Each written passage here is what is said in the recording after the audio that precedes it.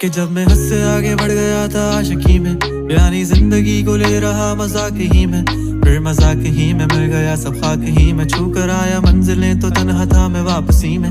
जैसे फूल तोड़े होंगे तुमने झोली भर के, मैं वो फूल जो कि रह गया था शाख ही में। जैसे ख्वाब ही में ख्वाब गाहे आंख ही में, पल से पल में क्या हुआ तुम रह गए बस याद ही में। एक सवाल मचलता है मेरे दिल में, कभी तुझे मैं भूल जाऊं या तुझे मैं याद करूं।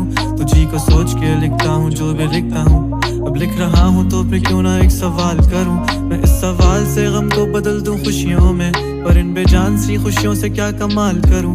पर अब सवाल भी कमाल तू संभाल ले फिलहाल, ये सवाल बेचा चाल क्या मैं चाल चलूं। चाल चल तू अपनी, मैं तुझे पहचान लूंगा, मैं अपनी महफिलों में सिर्फ तेरा ही नाम लूंगा। तुझे पसंद है धीमा लहजा और बस खामोशियां, मैं तेरे खातिर अपनी